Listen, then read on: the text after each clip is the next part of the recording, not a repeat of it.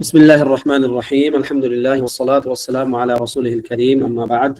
সম্মানিত ভাই বোনেরা, আজকের যে ক্লাস এখন হবে ইনশাআল্লাহ এটি হচ্ছে আমাদের আকীদা যে ক্লাস বদরুত তামাম শারহুল আমিয়্যাত শাইখুল ইসলাম এই অধ্যায়ের সর্বশেষ ক্লাস। আমরা এই ক্লাসে আপনাদেরকে সারসংক্ষেপ টোটাল এই কিতাবের যে মাসাইল গুলো আছে শুধু শিরোনামগুলো একটু বলে দেব, যাতে করে আপনাদের পরীক্ষাতে আপনাদেরকে সেটা সহযোগিতা করে যে আমাদের এখান থেকে আমরা কি কি মাসআলা শিখেছি, জাস্ট সারসংক্ষেপে বলার চেষ্টা করবো ইনশাআল্লাহ। এবং এই আজকের ক্লাসটা থেকেই আপনারা পরীক্ষার প্রস্তুতি নিতে পারবেন, তেমন কোনো জটিলতা বা ঝামেলাতে যাওয়ার দরকার নেই। তো প্রথমত লেখক এখানে যেটা বললেন, ইয়াসাইলি আন মাযহাবি ওয়া আকীদাতি। মাযহাব এবং আকীদা কি জিনিস সেটা আপনারা জানেন। মাযহাব হচ্ছে চলার পথ, যেই মত অনুসরণ করা হয় এটা হচ্ছে মাযহাব। আর আকীদা হচ্ছে নিজের অন্তরে যে বিশ্বাস লালন করা হয় তা হচ্ছে কি আকীদা। এরপর তিনি বললেন, রুজিকাল হুদা মান লিল হিদায়াতি ইয়াসআলু। যে ব্যক্তি অন্তর থেকে হেদায়েত চায় আল্লাহ তাআলার নিকট, আল্লাহ তাআলা তাকে হেদায়েত দান করেন। হেদায়েত কি জিনিস আমরা জেনেছিলাম। হিদায়াত দুই প্রকার, হিদায়াত আত-তাওফীক, হিদায়াত আল-ইরশাদ। হিদায়াতুত তাওফীক হচ্ছে আল্লাহ তাআলার হাতে, তিনি কাকে তৌফিক দিবেন হেদায়েত পাওয়ার, সেটা তো তিনি ছাড়া কেউ জানে না। আর হিদায়াতুল ইরশাদ আল্লাহ তাআলা মানুষকেও এই সুযোগ দিয়েছেন। যেমন নবী সাল্লাল্লাহু আলাইহি ওয়াসাল্লাম কে আল্লাহ তাআলা বলছেন, ইন্নাকা লা তাহদি ইলা সিরাতিন মুস্তাকিম, আপনি হেদায়েত দেন। তাহলে এই হেদায়েত হলো কি হিদায়াতুল ইরশাদ, পথ দেখানোর হেদায়েত। এরপর হচ্ছে ইসমা কালামা মুহাক্কিকিন ফি কওলিহি, যে একজন ব্যক্তি যিনি তার কথায় মুহাক্কিক, অর্থাৎ যিনি তার কথা বুঝে শুনে বলেন, সত্য বলে বিশ্বাস করে বলেন, এরকম ব্যক্তির কথা শোনো। মুহাক্কিক মানে কি, যিনি কথাকে তাহকিক করেন। তাহকিক মানে কি, একটা কথা সত্য না মিথ্যা এটা যাচাই করার নাম হচ্ছে তাহকিক করা। তো এখানে মুহাক্কিক মানে হচ্ছে যিনি কথাকে যাচাই করেন। আর আমরা জেনেছিলাম যে কথা কালাম দুই প্রকার, একটা হক একটা বাতিল। বাতিল কালাম সর্বদাই বর্জনযোগ্য, আর হক কালাম তা গ্রহণযোগ্য। এবং সবচেয়ে উত্তম কালাম কি, সবচেয়ে উত্তম কালাম কোরআন, এবং সবচেয়ে উত্তম দিক নির্দেশনা নবী সাল্লাল্লাহু আলাইহি ওয়াসাল্লামের দিক নির্দেশনা। এরপরে লা ইয়ানসানি আনহু ওয়া লা ইয়াতাবাদদালু, এটাও ক্লিয়ার যে তার মত থেকে সরে দাঁড়ায় না এবং সে তার চিন্তা দ্বারা আকীদা পরিবর্তনও করে না। আকীদা প্রতিদিন পরিবর্তন করার জিনিস না। এটি হচ্ছে আপনি একবার যখন আকীদা বুঝে যাবেন এরপরে আপনি তার উপরে অটল থাকবেন। এরপরের মাসআলা ছিল, মূলত এটি হচ্ছে এই আকীদার প্রথম মাসআলা এই সংকলনের, তা হচ্ছে হুব্বুস সাহাবাতি কুল্লিহিম লি মাযহাবু অথবা মাযহাবুন। সকল সাহাবায়ে কেরামকে ভালোবাসা আমার মাযহাব। সকল সাহাবায়ে কেরামকে ভালোবাসা এর হুকুম কি? সাহাবায়ে কেরামকে ভালোবাসা ওয়াজিব। কেউ যদি সাহাবায়ে কেরামকে অপছন্দ করে সে ওয়াজিব তরক করবে, এবং অপছন্দ করার কোন একটা পর্যায়ে সে কুফরিও করতে পারে। এই সাহাবায়ে কেরামকে ভালোবাসা, সাহাবায়ে কেরামকে ভালোবাসা একটা ইবাদা। কেননা হাদিসে আসছে সাহাবাইদেরকে ভালোবাসে, বা হুব্বুস সাহাবাতি অথবা হুব্বুল আনসার মিনাল ঈমান ওয়া বুগদুহুম নিফাক। তো সাহাবায়ে কেরামকে ভালোবাসা আহলুস সুন্নাহ জামাআর আকীদা বা অন্যতম বড় আকীদাগুলোর মধ্যে একটি। কেননা যারা রাওয়াফিদ শিয়া তারা সাহাবায়ে কেরামকে ভালোবাসে না, তাদেরকে ঘৃণা করে। এরপর হচ্ছে ওয়া মাওয়াদ্দাতুল কুরবা বিহা আতাওয়াসসালু, নবী সাল্লাল্লাহু আলাইহি ওয়াসাল্লামের যারা আহলে বাইত বা তার যারা কারিব আত্মীয় স্বজন, যাদেরকে আহলুল বাইত বলা হয়, তাদেরকে ভালোবাসার মাধ্যমে আমি আল্লাহ তাআলার নিকট তাওয়াসসুল করি। এবং তাদেরকে ভালোবাসার মাধ্যমে তাওয়াসসুল করা কেন জায়েজ? কেননা তাদেরকে ভালোবাসা আমাদের একটা ইবাদা।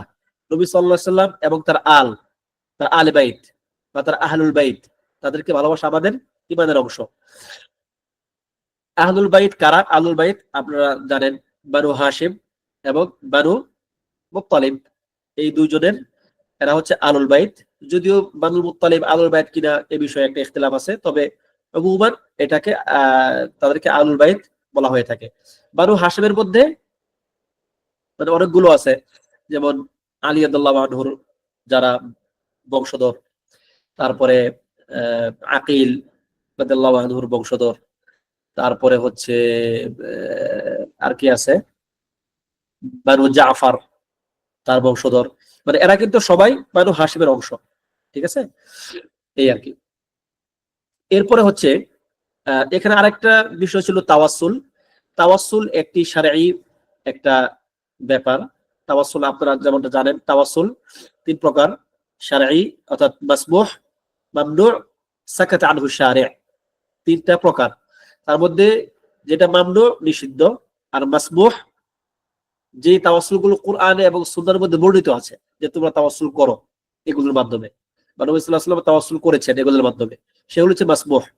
আর যে বিষয়ে তাওয়াসসুলের যেই প্রকারভেদগুলো নিয়ে শরীয়ত কোনো কথা বলে নাই, সেই সবগুলোই মামনুয়ের পর্যায়ে চলে যাবে। বিশেষ করে নবী সাল্লাল্লাহু আলাইহি ওয়াসাল্লামের মাধ্যমে তাওয়াসসুল করা আবার তিন প্রকার। এটি সম্ভবত এই কিতাবে সম্ভবত নাই, বা থাকলেও থাকতে পারে, আমার মনে নাই। সেটি কি, নবী সাল্লাল্লাহু আলাইহি ওয়াসাল্লামের ইন্তেকালের আগে জায়েজ, পরে নিষেধ। একটা হচ্ছে তার ইন্তেকালের আগে এবং পরে উভয় অবস্থায় জায়েজ, একটা হচ্ছে তার ইন্তেকালের আগে এবং পরে উভয় অবস্থায় নিষেধ। আশা করি এটা আপনারা জানেন, গত ক্লাস আলোচনা হয়েছিল এটা। তো এটা একটা মাসআলা, যদি একটু সম্ভব হয় নোট করে রাখবেন। যারা নোট করতেছেন না তারা পরবর্তীতে এই ভিডিওটা আবার দেখে দেখে একটু নোট করে নেবেন। এরপরে হচ্ছে ওয়ালিকুল্লিহিম কাদরুন আলা ওয়া ফাদাইলু, প্রত্যেকেরই অনেক উঁচু সম্মান রয়েছে সাহাবায়ে কেরামের মধ্যে। তার মধ্যে আবার তাদের সম্মানের কি আছে, তাফাউত আছে, বেশ কম আছে। যেমন সবচেয়ে সকল সাহাবীদের মধ্যে সম্মানের বা ফজিলতপূর্ণ কারা, যারা হুদায়বিয়া, ঠিক আছে, এদের মধ্যে কারা আবার উত্তম, যারা উহুদ যুদ্ধে অংশগ্রহণ করেছে। তাদের মধ্যে কারা উত্তম, যারা বদরের যুদ্ধে অংশগ্রহণ করেছে। তাদের মধ্যে কারা উত্তম, যেই 10 জন সাহাবীকে নবী সাল্লাল্লাহু আলাইহি ওয়াসাল্লাম জান্নাতে সুসংবাদ দিয়েছেন, বা আশারা মুবাশশারা। এই আশারা মুবাশশারা কারা সেটা আপনারা দেখে নেবেন, এটা পরীক্ষা আসতে পারে ইনশাআল্লাহ। এরপরে হচ্ছে এই আশারা মুবাশশারার মধ্যে কারা উত্তম, 4 খলিফা। এই 4 খলিফার মধ্যে স্তর কি, প্রথম আবু বকর, তারপর ওমর, এরপর ওসমান, এরপর আলী। তবে আলী এবং ওসমান দুইজনের মধ্যে যদি কেউ মানে আহলুস সুন্নাহ ওয়াল জামাআর আকীদা মতে যদি কেউ আলী রাদিয়াল্লাহু আনহুকে অগ্রগণ্য মনে করে, তাহলে তাকে পথভ্রষ্ট বলা হবে না, শুধু এই মাসআলায়। কিন্তু আবু বকর এবং ওমর যে তাদের চেয়ে উত্তম, এই ক্ষেত্রে যদি কেউ ইখতিলাফ করে তাহলে তাকে ইনকার করা হবে। ঠিক আছে, তাহলে এটাও ক্লিয়ার। লাকিন্নামা সিদ্দীকু মিনহুম আফদালু, কিন্তু তাদের মধ্যে উত্তম হচ্ছে সিদ্দিক রাদিয়াল্লাহু আনহু, অর্থাৎ আবু বকর রাদিয়াল্লাহু আনহু। এরপরে হচ্ছে ওয়া আকুলু ফিল কুরআনি মা জাআত বিহি আয়াতুহু ফাহুয়াল কারীমুল মুনজালু, যে আমি কোরআনের ব্যাপারে ওই মতই ব্যক্ত করি বা ওই কথাই বলি যা এর আয়াতগুলোতে এসেছে। কোরআনের আয়াতগুলোতে যে মত এসেছে, কোরআনের ব্যাপারে কোরআনের আয়াতে কি আসছে, আন্নাহু কালামুল্লাহ, এটা কি কালামুল্লাহ, যেটা পরবর্তীতে আসলো যে ফাহুয়াল কারীমুল মুনজালু, যা সম্মানিত এবং নাজিলকৃত। নাজিলকৃত মানে হলো সেটা মাখলুক হতে পারে না, সেটি হচ্ছে কি সৃষ্ট, তার আল্লাহ তাআলার কালাম। এবং কোরআন কালাম নাকি সৃষ্টি, এটা নিয়ে তো অনেক বড় একটা ইখতিলাফ আছে, আপনারা জানেন। মুতাজিলাদের সঙ্গে বা যারা পথভ্রষ্ট তাদের সঙ্গে আহলুস সুন্নাহ ওয়াল জামাআর একটি ইখতিলাফের জায়গা, এটি বড় একটি মাসআলা। এই ক্ষেত্রে আমাদের আকীদা হচ্ছে আল কুরআনু কালামুল্লাহ গায়রু মুনাজ্জাল মিনহু বাদা ওয়া ইলাইহি ইয়াউদ। ঠিক আছে, আল্লাহ তাআলা থেকে এসেছে, আবার তার নিকটেই ফিরে যাবে।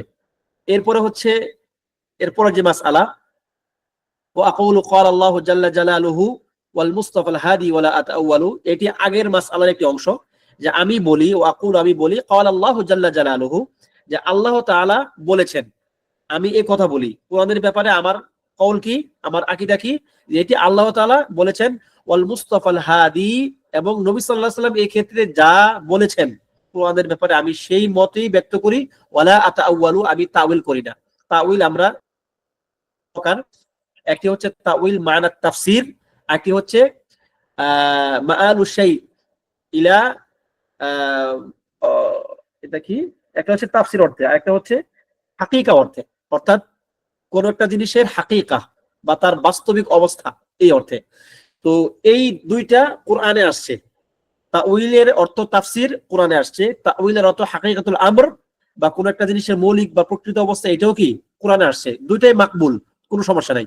কিন্তু পরবর্তীতে তাউইলের অন্য একটা বিদআতি একটা অংশ চলে আসছে।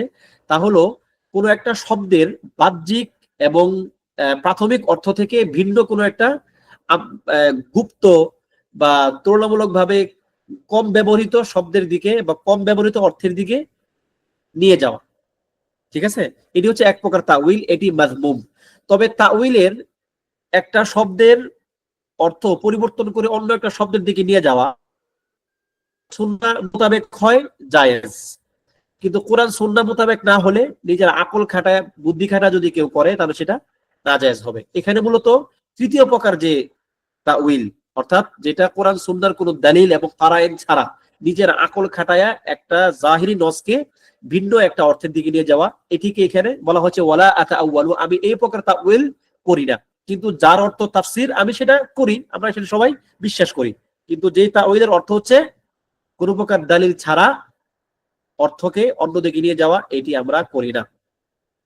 এরপর আছে ওয়াজামিউ আয়াতুস সিফাতি উমিররুহা, আমি সকল সিফাতের আয়াতগুলো, আল্লাহ তাআলার সিফাত বর্ণনাকারী যত আয়াতগুলো আছে কোরআনের, সেগুলোকে আমি উমিররুহা মানে চালিয়ে দেই, হাক্কান সত্যিকার অর্থে, মাজাজান না, ভিন্ন কোনো অর্থে না। আমি একে প্রকৃত যে অর্থ, সঠিক অর্থ, আমি সেই অর্থে সেটাকে চালিয়ে দেই। কামা নাকালাত তিরাজুল আউয়ালু, যেমনটা আমাদের পূর্ববর্তী সালামগণ যেই রকম ভাবে তারা আমাদের নিকট নকল করেছেন বা আমাদের নিকট পৌঁছেছেন। এটি হচ্ছে আয়াতুস সিফাত। আল্লাহ তাআলার সিফাতগুলোর ক্ষেত্রে আমাদের আকীদা কি, যে আমরা এগুলোকে তার জাহিরি হাক্কান হাকিকি অর্থে বিশ্বাস করি। তো এবং এইভাবেই আমাদের নিকট উলামায়ে কেরাম থেকে আজ পর্যন্ত এসেছে। এবং ওয়া আরুদ্দু উহদাতাহা ইলা নুকালিহা ওয়া আসুরুহা আন কুল্লি মা ইয়াতাখায়্যালু, এর যে উহদাহ মানে হচ্ছে এর রেফারেন্স বলতে পারেন, যে আমরা এর রেফারেন্স গুলো পৌঁছে দিই কার দিকে, এর নুকালিহা, যারা আমাদের নিকট এরকে নকল করেছেন। আমরা আমাদের নিজে থেকে কোনো কথা বলি না। ওয়া আসুনুহা, এবং একে আমি নিরাপদ রাখি, সিফাতের ক্ষেত্রে আমার বিশ্বাসকে নিরাপদ রাখি, আন কুল্লি মা ইয়াতাখায়্যালু, অন্য যে কোনো চিন্তা প্রসূত যা কিছু এখানে নতুন অ্যাড করা হয় চিন্তা করে, এরকম চিন্তা থেকে আমি বা এরকম গবেষণা থেকে আমি একে কি করি, নিরাপদ রাখি বা বাঁচিয়ে রাখি। তাহলে আল্লাহ তাআলার সিফাতের ক্ষেত্রে আমাদের আকীদা কি, যে আমরা কোরআন সুন্নাতে জাহিরি নস যেভাবে আসছে আমরা সেভাবে বিশ্বাস করি, এখানে কোনো তাউইল করি না।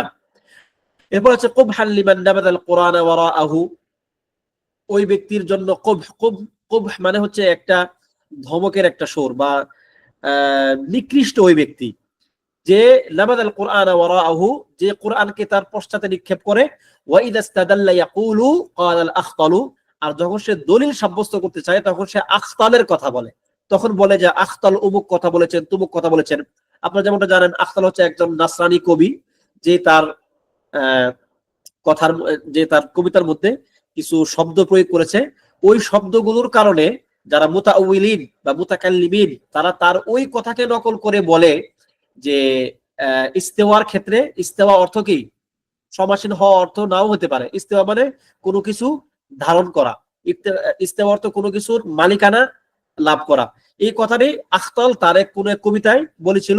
ওই কথাকে যারা বলে, যে আখতালের এই শেরের রেফারেন্স দিয়ে যারা ইস্তেওয়া বা আল্লাহ সুবহানাহু ওয়া তাআলার যে কর্ম এবং তার সিফাতগুলোর ভিন্ন কোনো অর্থ করতে চায়, তারা তো আসলেই কি কুবহান, তারা খুব নিকৃষ্ট কাজ করলো তারা সেটা। কারণ তারা কোরআনকে বাদ দিয়ে এক নাসরানি কবিতার এক নাসরানি কবির কবিতা দিয়ে তারা দলিল দিচ্ছে আল্লাহ তাআলার সিফাতের ক্ষেত্রে, মাআদাল্লাহ। এরপরে হচ্ছে এরপরের মাসআলা, ওয়াল মুমিনুনা ইয়ারাউনা হাক্কান রাব্বাহুম, এবং মুমিনরা তাদের রবকে সত্যিকার ভাবেই দেখবে, সচক্ষে দেখবে।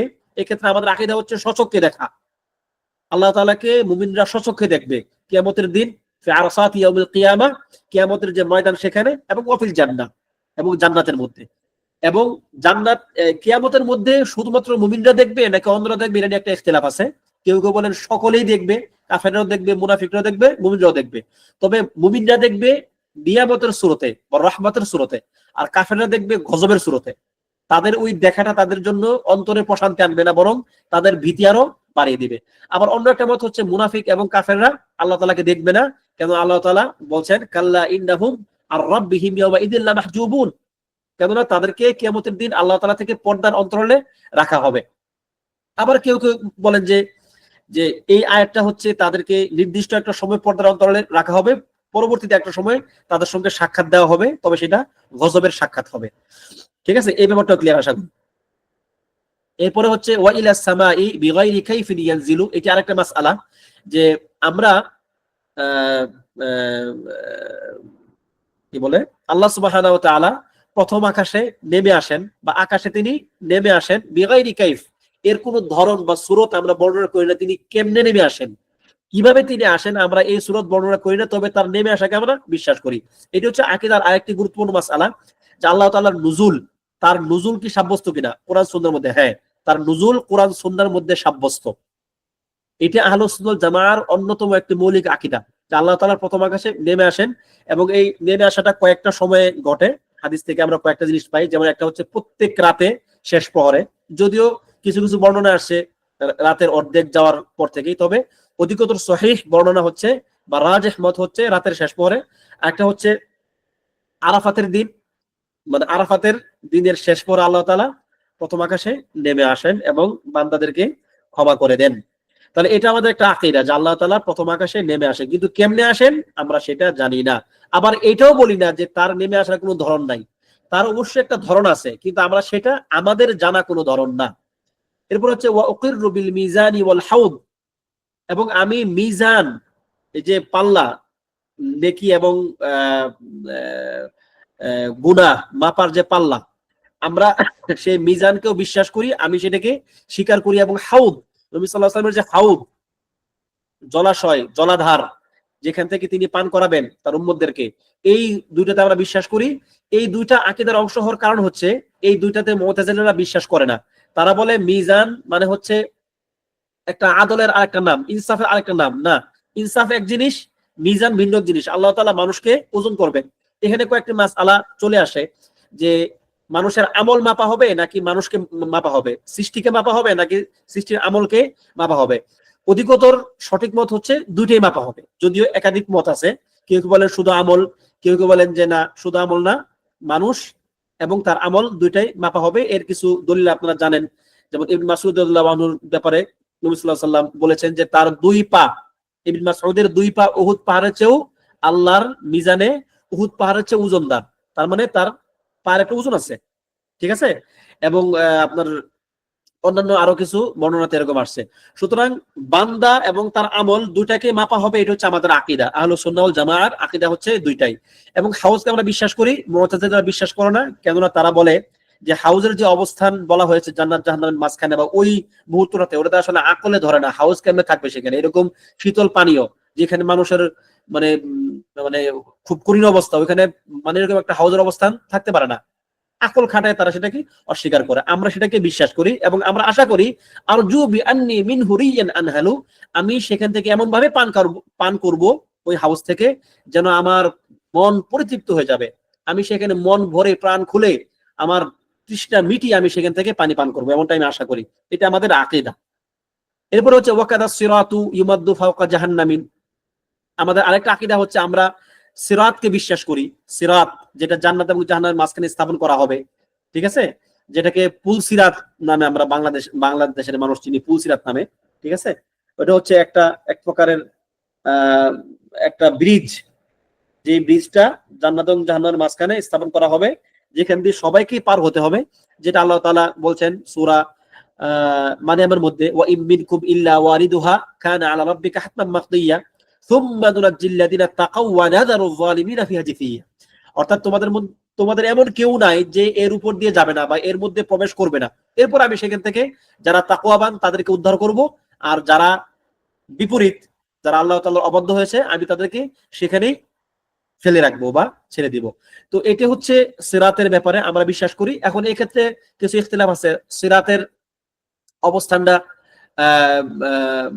সিরাতের ঘটনা, দুঃখিত, কি বলে সিরাতের যে বর্ণনা, সেটা কি আপনার আদাক মিনাশ শা'r, কোন কোন বর্ণনায় পাওয়া যায় চুলের চেয়েও সূক্ষ্ম।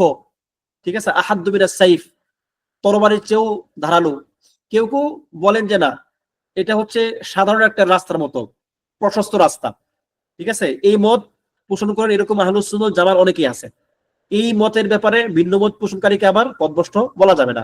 তবে অধিকতর সঠিক মত হচ্ছে হ্যাঁ, এটা আসলে আদাক্কু মিনাশ শাআর, চুলের চেয়েও সূক্ষ্ম, এবং কি আহাদ্দু মিনা আস-সাইফ, তরবারির চেয়ে ধারালো।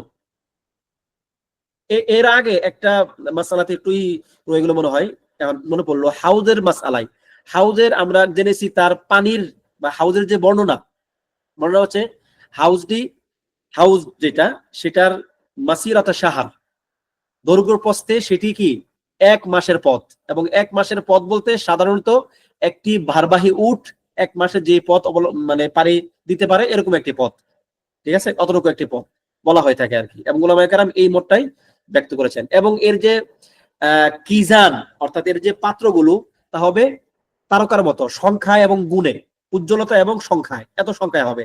এবং তার পানীয়, তার যে পানিটা থাকবে এটি থাকবে দুধের চেয়ে সাদা, আবিয়াদু মিনাল লাবান, এটি আপনার হাদিসে আসছে। তারপরে আহলা মিনাল আসাল, মধুর চেয়েও মিষ্টি। এবং আরেকটা কি আরয়াহ মিনাল মিস্ক, মিস্কের চেয়ে অধিক সুগন্ধিযুক্ত, ঠিক আছে। তো এরকম বেশ কিছু বর্ণনা আমরা পাই। এরপরে মাসআলা হচ্ছে, এরপরে কি জাহান্নামিন ফামুসাল্লামুন নাজিন ওয়া আখারু মুহমালু, যে ব্যক্তি সেখান থেকে মুক্তি পাবে ওই সিরাতের উপর দিয়ে যাওয়ার সময়, জিসির বা ওই যে পুল এর উপর দিয়ে যাওয়ার সময় যে মুক্তি পাবে সে মুসাল্লাম, সে নিরাপদ। আর অন্য যে থাকবে সে মুহমাল করে থাকবে। ওয়ালিকুল্লি ওয়ান্নারু ইয়াসলাহা আশ-শাকিয়্যু বিহিকমাতিন, জাহান্নামে প্রবেশ করবে শাকী, দুর্ভাগারা। এবং এটা হচ্ছে আল্লাহ তাআলার হিকমা। আল্লাহ তাআলা জাহান্নামে যাদেরকে প্রবেশ করাবেন তাদেরকে তিনি বেইনসাফি করে, জুলুম করে প্রবেশ করাবেন না, বরং এটা হচ্ছে তাদের প্রাপ্য। আল্লাহ তাআলা তাদের প্রতি ইনসাফ বশত জাহান্নামে প্রবেশ করাবেন। যদি আল্লাহ তাআলা সকল মানুষকে জাহান্নামে দিয়ে দেন, সেটা তার ইনসাফ, কেউ জান্নাত প্রাপ্য না, ঠিক আছে। কিন্তু ওয়াকাদা তাকিয়্যু ইলাল জিনানি সায়াদখুলু, কিন্তু জান্নাতীরা, যারা পরহেজগার মুমিন বান্দা আল্লাহ তাআলার, মুহসিন বান্দা আল্লাহ তাআলার, তারা জান্নাতে প্রবেশ করবে। এখানে একটি মাসআলা, জান্নাতে কি আমরা আমাদের আমল দিয়ে প্রবেশ করতে পারবো? না, আমাদের আমল জান্নাতে যাওয়ার জন্য যথেষ্ট হবে না। এমনকি নবী সাল্লাল্লাহু আলাইহি ওয়াসাল্লামের আমলও জান্নাতে যাওয়ার জন্য যথেষ্ট হবে না। নবী সাল্লাল্লাহু আলাইহি ওয়াসাল্লামকে আল্লাহ তাআলা তার রহমত দ্বারা ঢেকে দিয়ে তিনি তাকে জান্নাতে প্রবেশ করাবেন। এখন তাহলে প্রশ্ন হচ্ছে যে আমরা যে বিভিন্ন সময় যে মানে আয়াতগুলো দেখি, তিলকাল জান্নাতুল্লাতী উরিসতুমুহা বিমা কুনতুম তা'মালুন, তারপরে মানে এই টাইপের যে আয়াতগুলো, যে তোমরা এই জান্নাত প্রাপ্ত হয়েছো কারণ তোমরা আমল করতে, এর মানে কি? এর মানে হচ্ছে জান্নাতে মানুষ আল্লাহ তাআলার রহমতের মাধ্যমেই যাবে। আমাদের আমলগুলো হচ্ছে, আমরা যত আমল করি আল্লাহ তাআলার সন্তুষ্টির জন্য, আমরা যত আমল করি এগুলো হচ্ছে আল্লাহ তাআলার রহমত পাওয়ার, তার সন্তুষ্টির যোগ্যতা হওয়া। তিনি যে আমাকে দয়া করবেন, তিনি তো আমাকে দয়া নাও করতে পারেন, তিনি তো আমার প্রতি ইনসাফও করতে পারেন, কিন্তু আমি তার ইনসাফ চাই না, আমি চাই তার দয়াটা। এই দয়া পাওয়ার যোগ্য হওয়ার জন্য হচ্ছে আমল। এরপর আল্লাহ তাআলা জান্নাতে সবাইকে তার দয়ার মাধ্যমে দিবেন। যার প্রতি তিনি দয়াশীল না, তিনি তাকে জান্নাতে দিবেন না। এবং জান্নাত কেউ সরাসরি আমল দিয়ে কিনতেও পারবে না। আমাদের আমলগুলো হচ্ছে আল্লাহ তাআলার দয়া পাওয়ার একটা মাধ্যম। যদি আপনি আল্লাহ তাআলার দয়াটা পেয়ে যান, তাহলে আপনি আল্লাহ তাআলার দয়ার মাধ্যমে আপনি জান্নাতে প্রবেশ করবেন। এই হলো মূল মাসআলা। এরপরে হচ্ছে ওয়ালিকুল্লি হাইয়িন আকিলিন ফি কবরিহি, প্রত্যেক হাই এবং আকিল, হাই মানে কি জীবিত ব্যক্তি, জীবিত সৃষ্টি, এমন অনেক সৃষ্টি আছে যা জীবিত না, ওগুলোর বাদ। যারা হাই, জীবিত এবং আকেল, বুদ্ধিমান, বুদ্ধিমান কারা? মানুষ এবং জিন। এই দুই শ্রেণীর মানুষকে ফি কবরিহি, তার কবরের মধ্যে, আমালুন ইয়াকারিনুহু হুনাকা ওয়া ইউসআলু, সেখানে তার আমলগুলোকে তুলনা করা হবে, যে তার আমলগুলো আসলে সে ভালো কাজ করলো নাকি মন্দ কাজ করলো, এবং তাকে ওয়া ইউসআলু, এবং তাকে জিজ্ঞাসাবাদ করা হবে। এখানে কয়েকটি মাসআলা চলে আসবে, যে কবরের আযাব এবং কবরের নাঈম, নিয়ামতকে আমরা বিশ্বাস করব কিনা। আহলুস সুন্নাহ ওয়াল জামাআত সকলের মতে এই বিল ইজমা, যে এটি কোরআন সুন্নাহর সুস্পষ্ট নস দ্বারা সাবেত, যে কবরের মধ্যে শাস্তি অথবা নিয়ামত দুইটাই আছে। যে ভালো করবে তার জন্য জান্নাতের দিক থেকে একটা লাইন দেওয়া, একটা মানে সম্পর্ক করে দেওয়া হবে, আর যে বদকার তাকে জাহান্নামের সঙ্গে সুরঙ্গ করে দেওয়া হবে। এটি সাবেত। যেমন দলিল হচ্ছে ফেরাউনের বংশধর যাদেরকে প্রত্যেকদিন সকাল বিকাল জাহান্নামের শাস্তি দেওয়া হয়, জাহান্নামের সঙ্গে তাদের সাক্ষাৎ করানো হয় এরকম। আর আখিরাতে তো তাদের জন্য শাস্তি রয়েছেই। এরপরে সুআলের একটি মাসআলা যে কবরের মধ্যে জিজ্ঞাসাবাদ করা হবে কিনা। হ্যাঁ, করা হবে। খুব প্রসিদ্ধ মাসআলা এটি, হাদিসে আসছে এবং বিভিন্ন জায়গাতে আসছে। 3টি প্রশ্ন করা হবে, মান রাব্বুক বা দীনুক মান হাযা রাজুল অথবা মান নাবিয়্যুক। এই 3টি প্রশ্নের উত্তরে মুমিন বলবে মান মান রাব্বুক, রাব্বি আল্লাহ, মা দীনুক, দীন আল ইসলাম, ও মান নাবিয়্যুক, নবী অমুক, সে তার নবীর নাম উল্লেখ করবে। কিন্তু মুনাফিক বলবে কি হা হা লা আদরি, হা হা লা আদরি, আমি জানি না। তাহলে এই কবরের মধ্যে সোয়ালের ব্যাপারটা আমাদের আহলুস সুন্নাহ ওয়াল জামাআর সর্বসম্মতিক্রমে আমরা বিশ্বাস করি। এই ক্ষেত্রে সোয়াল যারা করবেন ওই ফেরেশতাদের নাম নিয়ে কিছু কথাবার্তা আছে। তাদের নাম কি হবে? কেউ কেউ বলেন মুনকার নাকির। এটি যদিও সহিহ কোন হাদিসে তাদের নাম উল্লেখ করা হয় নাই, শুধু দুইজন ফেরেশতার নাম উল্লেখ শুধু দুইজন ফেরেশতার কথা উল্লেখ করা হয়েছে। তবে অন্যান্য বেশ কিছু হাদিস গ্রন্থে হাসান সূত্রে বর্ণিত হয়েছে যে কি দুইজন ফেরেশতা থাকবে, তারা হচ্ছে মুনকার নাকির। জি, সালাতে যান। মুনকার নাকির, অথবা কোন কোন ইয়াতে আসছে মুবাশশির বাশির, ঠিক আছে, এরকম, অথবা নাকির নাকুর ইত্যাদি রকমের বর্ণনাগুলো আসছে আর কি। এরপরে হচ্ছে হাদা ইতিকাদু শাফিঈ ওয়া মালিক, এটি হচ্ছে শাফিঈ, মালিক এবং আবু হানিফা সুম্মা আহমদ ইউনকালু, এবং আহমদ তাদের আকীদা হচ্ছে এটাই। এবং এই আকীদাটা লেখক বলতেছেন এটা আমরা কোনো মনের নিজের কোনো কথা না, বরং ইউনকালু, তাদের থেকে এটি নকল হয়ে আসছে।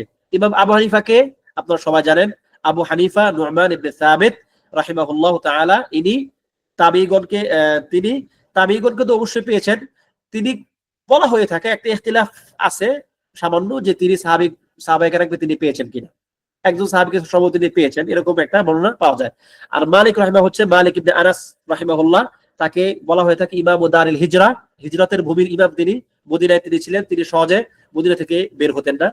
আর আশ-শাফিঈ হচ্ছে আশ-শাফিঈ মুহাম্মদ ইবনে ইদ্রিস আশ-শাফিঈ, তিনি মাক্কি, মক্কায় তার জন্ম, তবে তিনি ইন্তেকাল করেছেন মিসরে, তার জীবনের শেষ সময় তিনি মিসরে কাটিয়েছেন।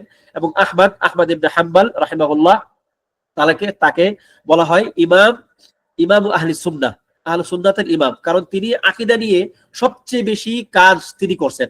আর আগের 3 ইমাম তারা বেশিরভাগ ক্ষেত্রে উসুল নিয়ে তারা কাজ করছেন, কারণ তাদের ওই সময়টাতে আকীদার ক্ষেত্রে এতটা ঝামেলা তখন ওইভাবে ছড়িয়ে পড়েনি। তবে খাওয়ারিজদের সমস্যা তখনও ছিল। ইমাম আবু হানিফার সময় ছিল খাওয়ারিজ, মালিকের সময় ছিল খাওয়ারিজ, শাফিঈর সময় ছিল খাওয়ারিজ। তবে এই যে মুতাজিলা এবং খালকাল কোরআন, এই টাইপের যে আপনার ইতিকাদ গুলো, এগুলো ইমাম আহমদ বিন হাম্বলের সময় অনেক বেশি বিস্তৃত হয়েছে এবং তিনি এর দ্বারা অনেক বেশি বিপদের সম্মুখীন হয়েছেন। এই জন্য তাকে বলা হয় ইমামু আহলি সুন্নাতি ওয়াল জামাআহ। এরপরে আসছে যে ফাইন ইত্তাবা'তা সাবিলাহুম ফামুওয়াফাকুন, যদি তুমি তাদের পথ মেনে চলো, অনুসরণ করো, তাহলে তুমি মুওয়াফফাক। এবং ওয়া ইন ইবতাদা'তা ফামা আলাইকা মুআওয়ালু, যদি তুমি বেদাত করো তাহলে তোমার দায়িত্ব নেওয়ার মতো কেউ থাকবে না। তাহলে এই ব্যাপারটা আমরা এখানে সংক্ষেপে আপনাদেরকে টোটাল কবিতার মাসআলাগুলো 2-4 কথায় বলে দিলাম। এখানে আরেকটা সম্ভবত কয়েকটা মাসআলা রয়ে গেছে, আমি এখন আমার মনে পড়লো যে সাহাবা, এই সাহাবাগণের সংজ্ঞা কি, সাহাবা কাকে বলে, সাহাবী কে। এই ক্ষেত্রে অনেকগুলো মাসআলা আছে, অনেকগুলো মত আছে। তার মধ্যে সবচেয়ে উত্তম মত হচ্ছে যিনি ঈমান সহকারে নবী সাল্লাল্লাহু আলাইহি ওয়াসাল্লামকে দেখেছেন এবং ঈমান সহকারে মৃত্যুবরণ করেছেন এবং মাঝখানে তার রিদ্দার ঘটনা ঘটে নাই। এটা হচ্ছে একটা সুপ্রসিদ্ধ একটা মানে সবচেয়ে আম বা সবগুলো কওলকে করে এই সংজ্ঞাটা দেওয়া যায়। আমি আবারও বলছি, মনে রাখবেন, যিনি নবী সাল্লাল্লাহু আলাইহি ওয়াসাল্লামকে ঈমান অবস্থায় দেখেছেন এবং তিনি নিজে ঈমান অবস্থায় মারা গেছেন এবং এর মাঝখানে কোন রিদ্দার ঘটনা ঘটেনি। তবে যদি রিদ্দার ঘটনা ঘটেও থাকে, যদি কেউ মুরতাদ হয়েও থাকে, পরবর্তীতে যদি নবী সাল্লাল্লাহু আলাইহি সাল্লামের ইন্তিকালের আগেই তাকে আবার দেখে থাকে, এরপরে যদি সে মারা যায় অবস্থায়, তাহলে সে আবার কি সাহাবী হিসেবে বিবেচিত হবে। এর মধ্যে আরেকটা মাসআলা ছিল এখানে কয়েকটা, যে যারা ছোটকালে নবী সাল্লাল্লাহু আলাইহি সাল্লামকে দেখেছে শিশু অবস্থায়, তারা কি সাহাবী হিসেবে বিবেচিত হবে? না, তারা সাহাবী হিসেবে বিবেচিত হবে না। যারা নবী সাল্লাল্লাহু আলাইহি সাল্লামকে নবুয়তের আগে দেখেছিল কিন্তু তার প্রতি তারা ঈমান রাখতেন, তারা কি সাহাবী হিসেবে বিবেচিত হবে?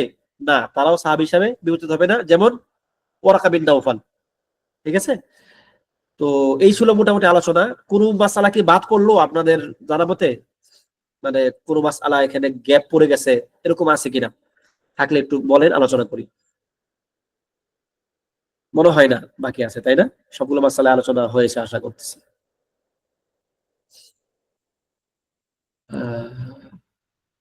জি, ঠিক আছে। তো কারো কোনো প্রশ্ন আছে কিনা একটু বলবেন। এটি কিন্তু আজকের ক্লাসটা আপনারা দয়া করে আবার ভিডিওটা দেখবেন, ঠিক আছে, এবং এখান থেকে নোট করবেন যে আমি কোন কোন মাসালাগুলো বললাম।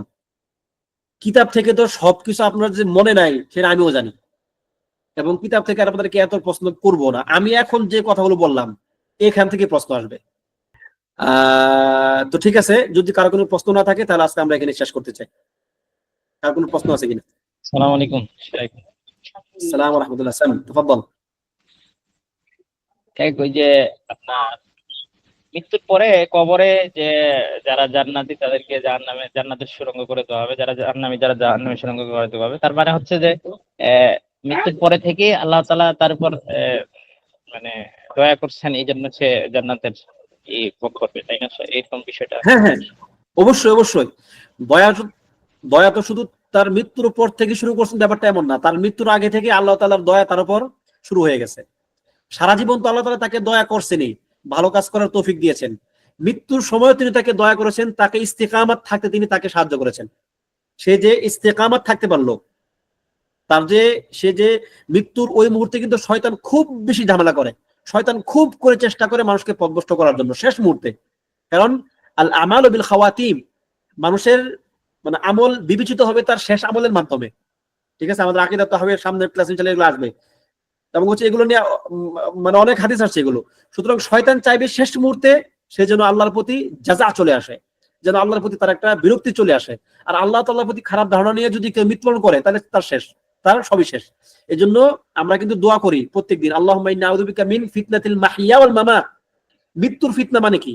মৃত্যুর সময়ে অনেক বড় একটা ফিতনা হয়, এই জন্য এই দোয়াটা বেশি করে পড়বেন, মৃত্যুর সময় যেন কেউ ফিতনায় পতিত না হয়। এই জন্য নবী সাল্লাল্লাহু আলাইহি সাল্লাম বললেন, লাকিনু মাউতাকুম বি লা ইলাহা ইল্লাল্লাহ। তোমাদের মৃত্যু পথযাত্রী ব্যক্তিকে, যার মৃত্যু প্রায় আসন্ন, বুঝতেছো এখন সে মারা যেতে পারে, মুমূর্ষু অবস্থা, এই অবস্থায় তাকে তার সামনে বেশি করে লা ইলাহা ইল্লাল্লাহ পড়ো, যাতে করে তার অন্য কোনো কিছু তার মাথায় না আসে, সেজন্য শুধু শুনতে পারে লা ইলাহা ইল্লাল্লাহ। ঠিক আছে, তো এটা একটা গুরুত্বপূর্ণ একটা ব্যাপার। তো এইটা হচ্ছে আল্লাহ তাআলা তার উপর সবচেয়ে বড় নিয়ামত। সব যতগুলো নিয়ামত করবেন তার মধ্যে সবচেয়ে বড় নিয়ামত গুলোর মধ্যে একটা হচ্ছে এটা। এরপরে তো তার মৃত্যুকে সহজ করে দিবেন তার জন্য, এটা একটা নিয়ামত, রহমত, দয়া তার আল্লাহ তাআলার। মুমিনের প্রাণ কিভাবে হবে, কবজ হবে, যেন একটা গ্লাস থেকে পানি বের হয়ে আসে। একটা গ্লাস থেকে একটা মসৃণ কাচের গ্লাস থেকে যখন আপনি পানি ঢালবেন আরেকটা পাত্রে, ওই গ্লাস কি টের পাবে যে খুব কষ্ট করে আসবে? এটা না, খুব নরমালি আসবে। তো এইভাবে মুমিন ব্যক্তির জান ফেরেশতারা কবজ করবে, এবং এটা হচ্ছে তার জন্য আরেকটা বড় নিয়ামত যে সে তখন আর এতটা কষ্ট পাবে না। ঠিক আছে, আচ্ছা, এবং আসসালামু আলাইকুম রহমত তো তার উপর জারি থাকবে। জি, শেখ, তার মানে মানে বিষয়টা আরো অনেক বিশাল, যে জন্মের পর থেকে আমাদের মুসলিম পরিবারে জন্মগ্রহণ করছি, এটা থেকে শুরু করে প্রত্যেকটা ভালো কাজে যেটা আমরা অংশগ্রহণ করি এটা আল্লাহর দয়াই, এবং মানে বিষয়টা অনেক বিশাল আর কি। কোনো সন্দেহ নাই, কোনো সন্দেহ নাই যে আমরা যে আল্লাহ তাআলার, দেখেন জান্নাতবাসীরা এমনকি জান্নাতে গিয়েও তারা কি বলবে, তারা কি বলবে, রব্বানা ওয়ামা কুন্না লিনাহতাদিয়া লাউলা আন হাদানাল্লাহ। আমরা তো এইটা পাইতামই না, জান্নাতের পথে তো আমরা হাঁটতেই পারতাম না যদি আল্লাহ আমাদেরকে হেদায়েত না দিতেন। ইয়ামুন্নুনা আলাইকা আন আসলামু কুল লা তামুন্নু আলাইয়া ইসলামাকুম বালিল্লাহু ইয়ামুন্নু আলাইকুম আন হাদাকুম লিল ঈমান। যে তোমরা ঈমান এনে আল্লাহ তাআলাকে ধন্য করো নাই, বরং আল্লাহ তাআলা তোমাদেরকে ঈমান দানের মাধ্যমে, তোমাদেরকে হেদায়েত দানের মাধ্যমে তিনি তোমাদেরকে ধন্য করেছেন, তিনি তোমাদেরকে দয়া করেছেন। সুতরাং দয়ার সাগর আমরা ভাসতেছি। আপনার মানুষ হিসেবে তো কিছু দয়া আছেই, কাফেরদেরকে আল্লাহ তাআলা দয়ার সাগরে ভাসাচ্ছেন। তার চোখ, তার নাক, তার কান, তার শরীরের অঙ্গ প্রত্যঙ্গ, তার রিজিক, তার শ্বাস, সবকিছু মানে নিয়ামতের উপরে সে ভাসতেছে। কিন্তু মুমিনদেরকে আল্লাহ তাআলা তার চেয়ে বড় নিয়ামত দিয়েছেন কি? ঈমানের নিয়ামত। এবং তার চেয়ে বড় নিয়ামত ইনশাআল্লাহ হবে কি? জান্নাতে আল্লাহ তাআলার সঙ্গে সাক্ষাৎ করা। ঠিক আছে, এই জি শেখ, কে মানে কে দোয়া করেন আপনার মাঝে এটা মধ্যে, কে কে দোয়া করেন যে আল্লাহ, আল্লাহ, একদম দিল থেকে কে কে দোয়া করেন, আল্লাহ আমি আপনার সাক্ষাৎ চাই। সত্যি কথা, আমি এই জিনিসটা আমার যখন মনে হয়, মানে আমার অন্যরকম একটা ফিল আসে। আমার মনে হয় যে সব কিছু একদিকে আর আল্লাহ তাআলার সাক্ষাৎটা মানে একদিকে। এই ব্যাপারটা যদি আপনি একটু ফিল করতে পারেন না, দেখবেন দুনিয়াতে অনেক কিছু আপনি ত্যাগ করতে পারেন, অনেক মন্দ কাজ আপনি ইনশাল্লাহ ত্যাগ করতে পারবেন, যে আমি আল্লাহ তাআলার সাক্ষাৎ চাই। জি। এবং এই জন্য বেশি করে দোয়া করবেন আল্লাহ তাআলার জন্য, কাছে, যে আল্লাহ আমি আপনার সাক্ষাৎ চাই, ফি গায়রি দাররা মুদিররাতি ওয়ালা ফিতনাতিন মুদিল্লা, কোন প্রকার ফিতনা ফাসাদ ঝামেলার মধ্যে না পড়ি আল্লাহ, আমি সরাসরি আপনার কাছে, মানে আপনার সাক্ষাৎ আমি সরাসরি চাই। কোন ঝামেলার মধ্যে আপনি আমাকে ফেলিয়েন না, পরীক্ষার মধ্যে ফেলিয়েন না। জি বলেন আবু আবু জি আফিয়া। শেখ, মানে এটা ভাবলে এমনিতেই শুকরিয়া চলে আসে আল্লাহর প্রতি। আর অন্যরকম অন্যরকম। আরেকটা বিষয় আল্লাহ। শেখ, ওই যে কবরে আযাবটা, এটা কি মুমিন এবং কাফের মানে এই যে কবরে যে আপনার এটা মাটির চাপ, এটা কি মুমিন এবং সবাই ভোগ করবে? দেখেন, এটা, এই ব্যাপারে বেশ কিছু ঘটনা আছে বা বেশ কিছু রেওয়ায়েত আছে যে শুধু কবরের না, মৃত্যুর যে একটা ভয়াবহতা এটিও সবাই ভোগ করবে, এরকম কিছু কথাবার্তা আছে। তবে কুরআনে সুস্পষ্ট ভাবে যেটা আসছে সেটি হচ্ছে, স্বাভাবিকভাবে মৃত্যুর যে একটা চাপ থাকে না, যে আপনি ওখানে মারা যাচ্ছেন, আপনার কি হবে না হবে, মৃত্যুর আগে একটা চাপ থাকবে। কিন্তু মৃত্যুর ওই মুহূর্তটাতে আল্লাহ তাআলা কোরআনে যেমনটা বলছেন যে আহ আল্লাযীনা তাতাওয়াফাহুল মালায়েকাতু তাইয়্যিবিনা সালামুন আলাইকুম, সূরা নাহলের মধ্যে সম্ভবত এটা আসছে, যাদেরকে, যাদের অন্তর পবিত্র হবে আর কি, মানে ঈমানদার অন্তর, যখন ফেরেশতারা তাদের জান কবজ করতে আসবে তাদেরকে বলবে কি সালামুন আলাইকুম, সালামুন আলাইকুম, তোমাদেরকে সালাম। তারা খুব সহজে তাদেরকে কি করবে, তাদের জানটা কবজ করবে। তো এই সমস্ত বিভিন্ন দিক থেকে আমি আহ, মানে যেটা বিশ্বাস করি সেটা হচ্ছে যে না, মুমিনের মৃত্যুটা সহজ হবে। মুমিনের এই এই যে চাপ, এগুলো বিইজনিল্লাহ মুমিনের উপরে যাবে না। এবং কিয়ামতের দিনের যে ভয়াবহতা, কোনো সন্দেহ নাই সবাই খুব ভয়াবহ অবস্থায় থাকবে। কিন্তু ওই যে বললাম, ওই যে আবার 7 ব্যক্তি কিয়ামতের দিন ছায়া পাবে, তাহলে ওটা তাহলে কখন ঘটবে? কিয়ামতের দিনের ভয়াবহতা কিন্তু সবাইকেই পেয়ে বসবে, সবাই দুশ্চিন্তা করবে, কিন্তু এর মধ্যেও একটা স্বস্তির একটা জায়গা থাকবে। যদি এমন হয় যে কিছু কিছু ঘটনা যে আসলে এখান থেকে বাঁচার কোনো উপায় নাই, তখন কিন্তু মানুষের মধ্যে একটা হতাশা চলে আসে। বরং প্রত্যেকটা জায়গাতেই, যত কঠিন কঠিন জায়গা আছে প্রত্যেকটা জায়গাতেই একটা স্বস্তির জায়গা থাকবে, যেটা আল্লাহ তাআলা মুমিনদেরকে দিবেন, যেটা আল্লাহ তাআলা তার খাস বান্দাদেরকে দিবেন। আল্লাহ তাআলা আমাদেরকে সেই খাস বান্দাদের অন্তর্ভুক্ত করুন, আমিন। আমরা তো জানি না, আমাদের দুশ্চিন্তা হচ্ছে এখন যে আমি কি আল্লাহ তাআলার ওই খাস বান্দা হতে পারলাম কিনা।